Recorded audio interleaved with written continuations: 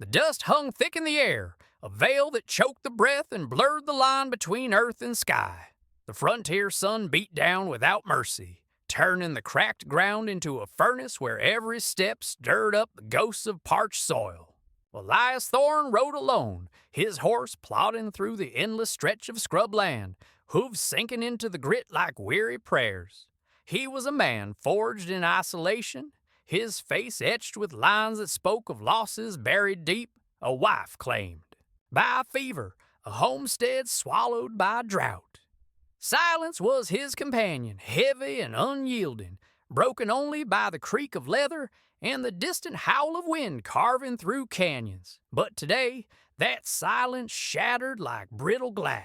A cry pierced the haze, raw and desperate, pulling at the edges of his resolve.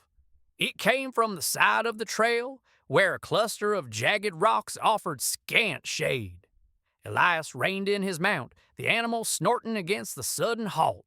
There, huddled against the stone, was a woman, her body crumpled like discarded cloth, skin pale beneath a layer of grime and blood.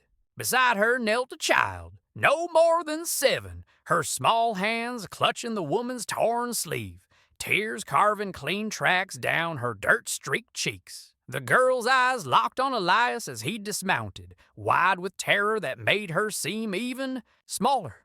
"Please," she whimpered, her voice cracking like dry twigs underfoot. "Don't hurt us, she's all I got." Elias approached slowly, his boots crunching the gravel, each step deliberate to avoid startling them further. The woman's breaths came shallow, ragged, her chest rising and falling with labored effort. Her dress, once perhaps a faded blue, was ripped at the hem and sleeves, exposing welts that bloomed purple and red across her arms and collarbone, marks of a brutality that needed no explanation. The air around them reeked of sweat and fear, mingled with the metallic tang of blood from a split lip. Flies buzzed lazily, drawn to the wounds, their hum a cruel underscore to the scene. He knelt, removing his wide-brimmed hat, letting the sun bake his sweat-dampened hair. The girl flinched, shielding her mother with her tiny frame, as if her bones could deflect whatever storm might come.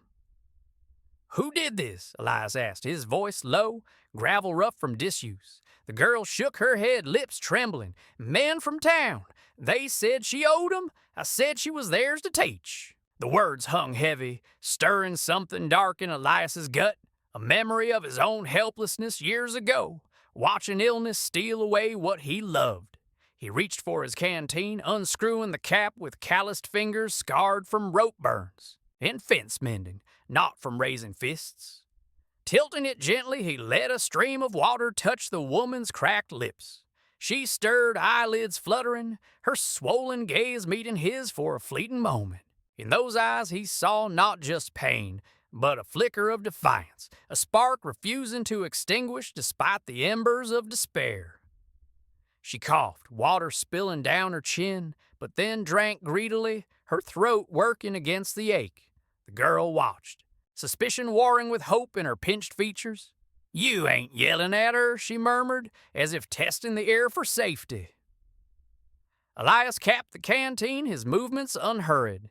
He scanned the horizon, the wavering heat mirages distorting distant ridges where coyotes might lurk, waiting for weakness.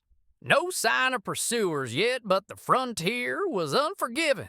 Tracks faded fast, but grudges lingered like scars. "Can you stand?" he asked the woman. She nodded faintly, pushing herself up on trembling arms, her nails digging into the rock for purchase.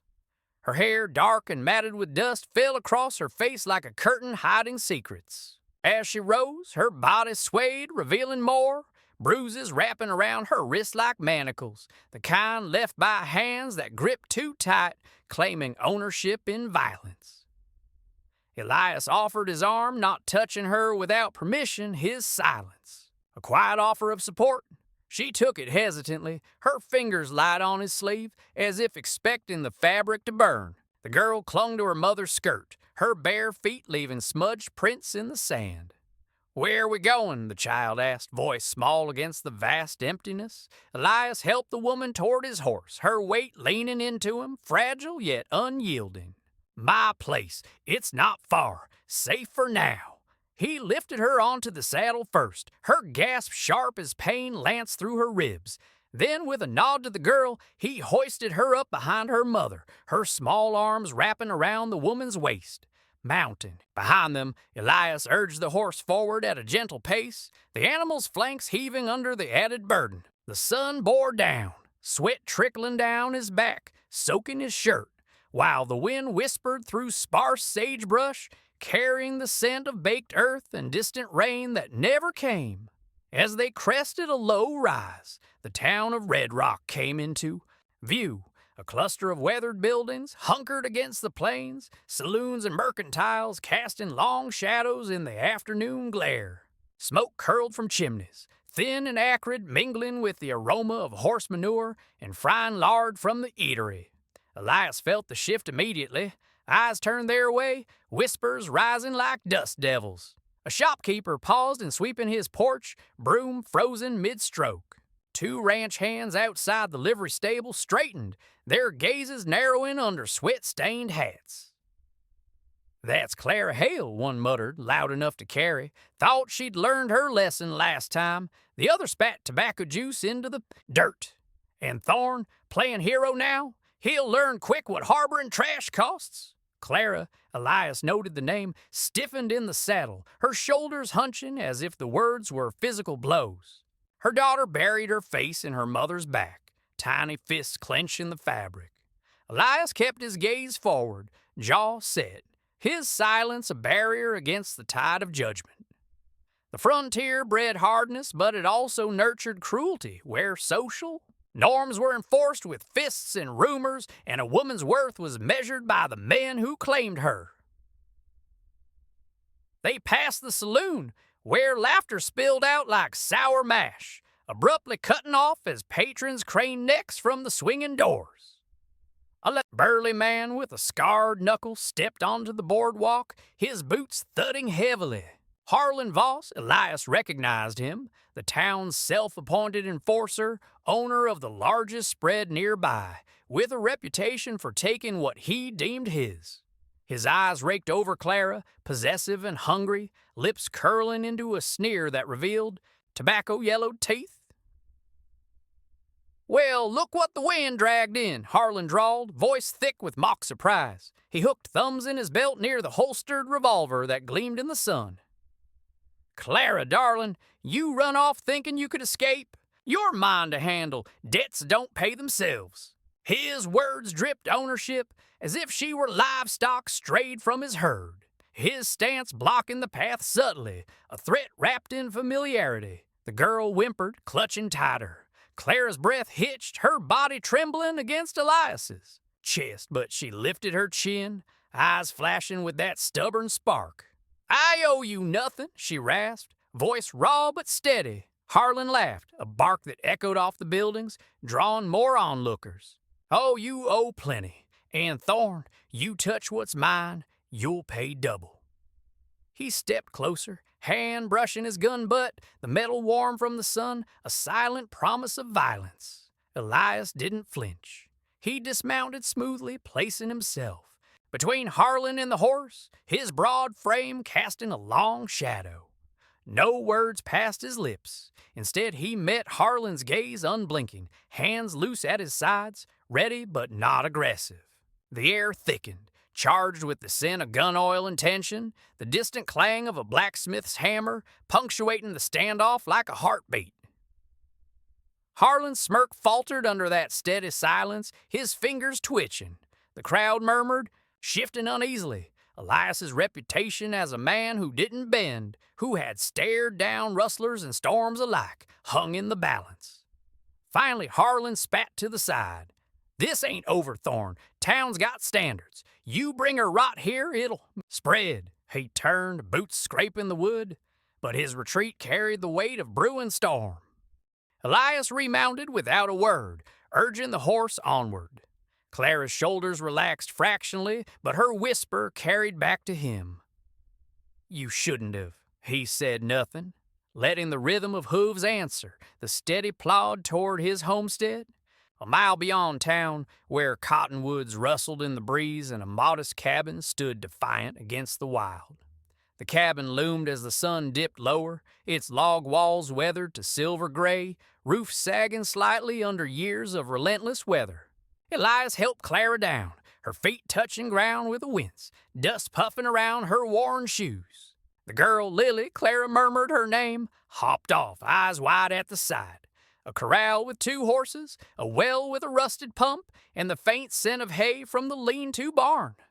Inside, the air was cooler, laced with wood smoke and the musty tang of solitude. A single room, sparse, a bed with a threadbare quilt, a table scarred from knife marks, a stove blackened by use. Elias guided Clara to the bed, her steps faltering, body heavy with exhaustion. She sank onto the mattress, springs creaking in protest, her hands folding over her lap where bruises bloomed like dark flowers. Lily hovered, small fingers tracing her mother's arm as if mapping the pain to make it bearable. Rest, Elias said, simply fetching a basin of water from the pump outside. The liquid sloshed cool against the tin, droplets beating on the sides. He returned, dipping a rag, offering it without intrusion. Clara took it, pressing it to her lip, the sting drawing a hiss, but her eyes met his, grateful, wary, a mirror of strength cracked but not shattered. As evening fell, shadows lengthened. Across the floor, the crackle of a fire in the stove, chasing away the chill. Elias stirred a pot of beans, the savory steam rising, mingling with the earthy smell of burning mesquite. Lily sat close to her mother, whispering stories of imaginary places where no one hurt, her voice a fragile melody against the gathering dark. Outside, the wind picked up, howling through cracks, carrying faint echoes from town, perhaps laughter, perhaps threats. Clara tensed at each gust, her body coiling like a spring, the mongrel fragility of her form belying the unyielding core within. Elias noticed, his silence observant, pouring bowls without fanfare.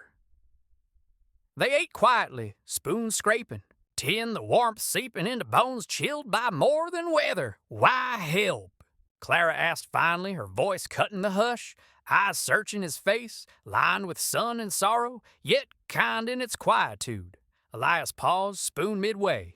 Seen enough hurt, don't need to add to it. Her laugh was bitter, short. Town won't see it that way. Harlan, he owns half the land, half the men. Claims me like property since my husband died. Debt, he calls it. Controls what it is. Elias nodded once, the gesture heavy. He rose, clearing the table, his movements efficient. Hands, rough but gentle as he banked the fire. Lily yawned, curling against her mother, eyelids drooping. Clara smoothed her hair, a tender act amid the ache, her own eyes heavy but alert. As night deepened, the cabin settled into uneasy peace, the fire's glow casting flickering shadows that danced like uneasy spirits. Elias sat by the window, rifle across his lap, not drawn but ready, the oiled metal cool under his palm. The frontier's harshness had taught him vigilance. Borders weren't just lines on maps, but battlegrounds where survival forged bonds or broke them. A distant howl, coyote, or wind, sent a shiver through Clara. She met Elias's gaze across the room, her vulnerability raw, yet her posture straightened, a quiet defiance against the encroaching threats. He offered no assurances, only his presence, a silent vow etched in the lines of his face. But as the moon rose, pale and indifferent, a sharper sound cut the night. Hooves thundering closer, dust churning in their wake. Elias stiffened, peering into the dark where lanterns bobbed like malevolent eyes. Riders, 3, maybe 4, approaching fast, their silhouettes etched against the starlit sky. Harlan's voice carried on the wind, slurred with whiskey and wrath. Thorne, you can't hide her forever. She's mine to claim. The tension snapped taut, the air thick with impending clash. Clara clutched Lily, heart pounding audible in the hush, her strength a fragile shield. Elias stood, rifle in hand, stepping toward the door, his silence now a weapon, ready to defend the fragile haven he'd unwittingly built. The knock came, hard, rattling the frame, a harbinger of the storm about to break. The riders circled the cabin, their horses snorting steam into the cold night air, boots dismounting with heavy thuds that vibrated through the floorboards. Harlan's laugh echoed, coarse and commanding, as he pounded again. "Open up, Thorn, or we'll come in ourselves. That woman's got debts to settle. With me." Inside, Clara's breath quickened, her body tensing against the bedpost, fingers white-knuckled. Lily whimpered, burying her face in her mother's skirt, the scent of fear mingling with the dying embers' smoke. Elias moved like shadow, barring the door with his frame, rifle cocked but pointed low. His heart thudded steady, a counterpoint to the chaos outside. Years of frontier solitude honing him into a man who faced peril with unyielding calm. "Go back," Elias called through the wood, voice even, carrying no tremor. "Ain't welcome here." Harlan's reply was a snarl. "You think you're above it all, living out here like some ghost? She's marked, my mark. I decide when she's done paying." His words claimed her like territory, possessive and brutal, contrasting Elias's quiet guardianship. The other men murmured agreement, one kicking at the dirt, another loading a shotgun, with a metallic click that pierced the night. Clara rose unsteadily, defiance sparking in her eyes despite the tremble in her limbs. "Don't let 'em in," she whispered to Elias, her voice a thread of steel. She grabbed a poker from the hearth, gripping it tight, her fragility giving way to a fierce protectiveness for her child. Elias nodded, cracking the door just enough to show the barrel. The lantern light illuminated Harlan's reddened face, twisted in rage, his hand hovering near his hip. "Last chance, Thorn. Hand her over, or we burn this place with you in it." The threat hung, heavy as smoke, the air charged with gunpowder scent and tension. Elias's silence stretched, a deliberate pause that unnerved the men. His inaction a power in itself. Then, in a low rumble, "Try it. See what the frontier takes from you." The standoff held, wind whipping dust into whirlwinds, coyotes yipping, in the distance as if scenting blood. Harlan hesitated, fist clenching, but the isolation of the cabin, the unknown depths of Elias's resolve, sowed doubt. With a curse, he mounted up. "This ain't the end. Town'll hear of this. You'll be outcast, Thorn, and her, she'll crawl back when hunger bites." The riders wheeled away, hooves fading into the night, leaving only echoes and the promise of retribution. Elias bolted the door, turning to Clara, who lowered the poker with shaking hands. Her eyes met his, gratitude mingled with fear, a silent acknowledgement of the bond forming in adversity. "You could have given me up," she said softly. Elias shook, his head setting the rifle aside. "Not my way." As they settled back, the cabin's walls seeming thinner against the encroaching dark, Clara felt the stirrings of something new, trust perhaps forged in the heat of threat. Lily slept fitfully, her small chest rising and falling, while Elias kept watch, his silence a sentinel. The frontier's cruelty had brought them together, a catalyst for change, but the danger lingered, a shadow promising more trials ahead. Morning light filtered through the shutters, pale and insistent, chasing away the night's chill. Elias rose early, stoking the fire, the crackle of kindling a familiar ritual. The scent of coffee boiling filled the air, bitter and grounding as he glanced at Clara, still asleep, her face softened in repose, bruises fading like storm clouds dispersing. Lily stirred, rubbing eyes, her innocence a stark contrast to the previous night's peril. Clara woke to the sound of chopping wood outside, rhythmic thuds echoing like a heartbeat. She sat up, wincing at the pull of sore muscles, but pushed through, pride driving her to fold the quilt neatly. Stepping to the window, she watched Elias swing the axe, muscles corded under his shirt, sweat gleaming, strength not for domination but survival. His movements were precise, each split log stacking with care, a quiet testament to his character. Lily tugged at her hand. "He's nice, Mama, like Pa was before." Clara shushed her gently, heart aching at the memory of a husband lost to bandits, leaving her vulnerable to men like Harlan. Hush now, we can't stay long. But as Elias entered, arms laden with wood, his nod carried warmth. He set breakfast, biscuits baked hard but nourishing, drizzled with wild honey, scavenged from a nearby hive. They ate in companionable silence, the clink of forks against tin plates punctuating the pace. Clara's hands, still marked, held the mug steady, her posture straightening as strength returned. By midday, the heat built again, shimmering off the plains. Clara insisted on helping with chores, drawing water from the well, the rope rough against. Her palms, blisters forming but ignored. Elias watched, offering a bucket when she faltered, his touch brief, respectful.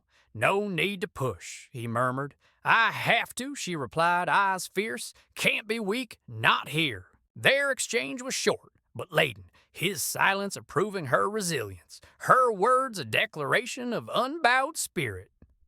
Lily played nearby, chasing butterflies in the sparse grass, her laughter a balm against the harsh landscape, yet tension simmered. Dust on the horizon heralded a rider, a lone figure approaching slow, hat low. Elias stiffened, hand straying to his belt knife. Clara ushered Lily inside, heart pounding, the mongrel vulnerability returning as she peered through the crack. The rider was the sheriff, badge glinting, face weathered and impartial. He dismounted, boots stirring dust. "Thorne, heard talk. Harlan's stirring up trouble. Says you're harboring a debtor." Elias crossed arms. "She's free. No debt but what he invents." The sheriff glanced at the cabin where Clara's shadow lingered. "Town's divided. Some say she's trouble, bring shame. Others, well, frontier's hard on women alone." His words carried the weight of societal norms, the invisible chains binding outliers. Clara stepped out, chin high despite the quiver in her voice. "I ain't his, never was." The sheriff nodded slowly. "Ain't my fight, but watch your back. Harlan's, gathering men, talk of running you out." He mounted, tipping his hat, riding off into the haze. The warning hung, building pressure. Elias turned to Clara, expression grave. "You could leave, safer elsewhere," her eyes flashed. "And run forever? No, I've bent enough." In that moment, amid the baking sun and whispering wind, a spark ignited, mutual respect forging into something deeper, and tempered by adversity. Elias's silence affirmed her stand, his presence a quiet alliance against the storm. As afternoon waned, they worked side by side, mending a fence, the wire biting into hands, sweat stinging eyes. Conversation sparse, but glances spoke volumes, her fragility yielding to strength, his isolation cracking under shared burden. Lily's chatter filled gaps, innocent questions drawing rare smiles from Elias. Evening brought cooler air, stars pricking, the velvet sky. Inside, firelight danced, casting golden hues on Clara's face as she mended a tear in the Lily's dress, needle flashing. Elias whittled a toy horse for the girl, shavings curling like promises. The scene held fragile normalcy, but outside distant thunder rumbled, not weather, but perhaps the echo of approaching riders. Clara met his gaze over the flames. "If they come again, we stand," he said simply. Her nod sealed it, a pact born in silence. The frontier's harshness had stripped illusions, revealing cores of resilience. But as night deepened, a stone shattered the window, glass tinkling like broken dreams. A note wrapped around it. "Leave or burn," Clara gasped, clutching Lily while Elias grabbed his rifle, stepping into the dark. Shadows fled, but the threat lingered, pulling them deeper into the web of conflict, where love might bloom amid thorns. The shattered glass crunched under Elias's boots as he scanned the yard, rifle steady, the cool metal grounding him. No sign of the culprit, only the wind rustling leaves, carrying the faint scent of horse sweat. Recent, close. He returned inside, boarding the window with a plank, nails hammered in with precise strikes. Clara swept shards, her movements jerky, fear-etching lines around her eyes, but her grip on the broom firm, a symbol of refusal to crumble. Lily huddled under the quilt, eyes wide. They comin' back, Mama. Clara knelt, smoothing her hair. Not tonight. Sleep now. As the child drifted off, Clara turned to Elias, voice low. This is my fault. Harlan won't stop till he breaks me or you. Elias set the hammer down, the thud final.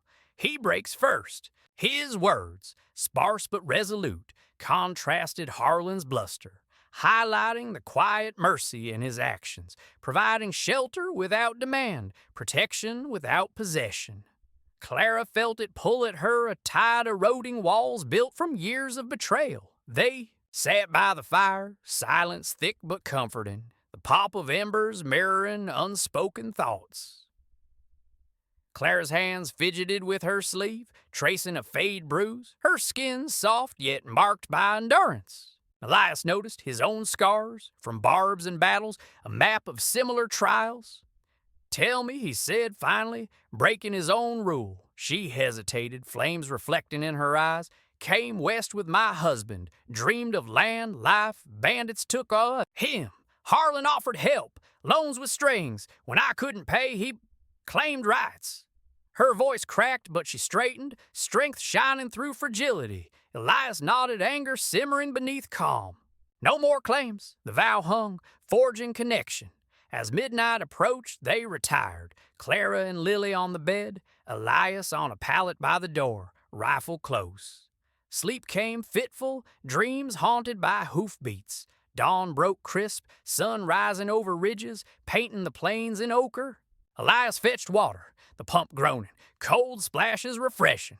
Clara rose, helping with breakfast, her touch brushing his as she passed a plate. Accidental but electric, a spark in the mundane. Mid-morning, a visitor arrived, not threat, but the neighbor widow, Mrs. Ellis, basket in hand. Her face lined with concern, she handed over bread and salve. Heard the talk, town's buzzing. Harlan's rallying at the saloon, says you're defying order. Clara paled but accepted the gifts. Thank you. Mrs. Ellis glanced at Elias. You're stirring a hornet's nest, but some admire it, quiet like. She left, words seeding hope amid dread. Tension built as the day wore on, the heat oppressive, mirages dancing like taunts. Elias repaired the window, glass scarce, using oiled paper that diffused light softly. By afternoon, Clara ventured outside, hanging wash on the line, wind tugging fabric like insistent hands. Lily played, but Clara's eyes scanned horizons, body alert, mongrel grace in her vigilance. Elias joined her, hammering a post. You handle it well? She smiled faintly, first in days. Had to learn. Their exchange short, but layers deep. Admiration growing. As sunset, painting sky in blood reds, a dust cloud approached. Wagons, riders, townsfolk, Harlan's posse. Elias grabbed rifle. Inside, Clara obeyed, poker in hand, Lily behind her. The group halted, not attackers, but a delegation, sheriff, preacher, merchants. The preacher stepped forward, Bible clutched. Thorne, we've come to talk sense. Harboring her defies decency. She's tainted. Clara, listening from within, felt shame surge, but anger followed. Elias stood firm. Decency's helping, not judging. Debate ensued, voices rising like heat waves, societal pressure mounting. Harlan wasn't there, but his influence loomed. Finally, the sheriff sighed. You've got till tomorrow. Clear out or face consequences. They departed, leaving ultimatum. Inside, Clara trembled. We should go. Elias shook head. No, we fight. We, she echoed, hope flickering, his gaze steady. Aye, in that word alliance solidified, love's seeds planted in rocky soil. Night fell, tense vigil, but in quiet moments, hands brushed, eyes met, promise amid peril. As stars wheeled, a fire arrow arced through the dark, embedding in the barn roof. Flames licked up, crackling hungry. Elias bolted out, bucket in hand, Clara following with wet blankets. They battled blaze, smoke choking, heat blistering skin. Harlan's laughter echoed from the shadows. Told you. Burn it all. The fire spread, forcing choice. Flee or stand. Elias fired warning shot, driving shadows back. Together they quenched flames, bodies soot-streaked, exhausted but unbroken. In aftermath, Clara touched his arm. "Thank you," he covered. Her hand. Together. The night held, danger close, but bond stronger. Redemption budding in flames glow, unbowed against society's scorn. The barn smoldered, acrid smoke curling into the dawn sky, a scar on the landscape. Elias assessed damage, roof charred, hay lost, but structure standing, much like them. Clara bandaged a burn on his hand, her fingers gentle, salve cool against blistered skin. Lily watched wide-eyed resilience mirroring her mother's. Town. "Won't stop," Clara said, tying the cloth. Elias flexed fingers. "Neither do we." Breakfast was meager, but shared strengthening resolve. Mid-morning, Elias rode to town for supplies, leaving Clara armed with the rifle, her stance at the door vigilant, fragility armored in determination. In Red Rock, streets buzzed, eyes following Elias. At the mercantile, the owner grumbled but sold nails wire. Whispers followed. Harlan's fuming, plans a raid. Elias paid silent but noted, danger escalating. Returning, he found Clara pacing, Lily napping. "They're coming tonight," he said. She nodded, fear in eyes but voice steady. "Then we prepare." They fortified, boarded windows, filled buckets, loaded guns. Tension built with sun's descent, air heavy with anticipation. As dusk fell, riders approached, 10 strong, Harlan leading, torches flickering. Thorn, time's up. Elias stepped out, rifle ready, Clara beside, poker hidden. "Leave or regret," Harlan laughed. "You're outmatched. Give her over," Clara shouted. "I'm no one's." Standoff held, wind howling, torches spitting sparks. A shot rang, warning from Harlan's man. Elias returned fire, grazing a horse. Chaos erupting, riders charged, but Elias and Clara held shots precise. Her aim true from hidden lessons. Townsfolk faltered, some retreating. Harlan pressed, grappling Elias, fists flying, blood tasting metallic. Clara struck with poker, downing him. Sheriff arrived late, halt and fight. "Enough! Harlan, you're done." Harlan spat, defeated but vowing revenge. Group dispersed, leaving wounds and victory. Inside, Clara tended Elias's cuts, tears falling. "You fought for us, for me too," he admitted, hand on hers. In quiet, love declared silently, forged in fire. Frontier's harshness transformed them, unbowed, redeemed.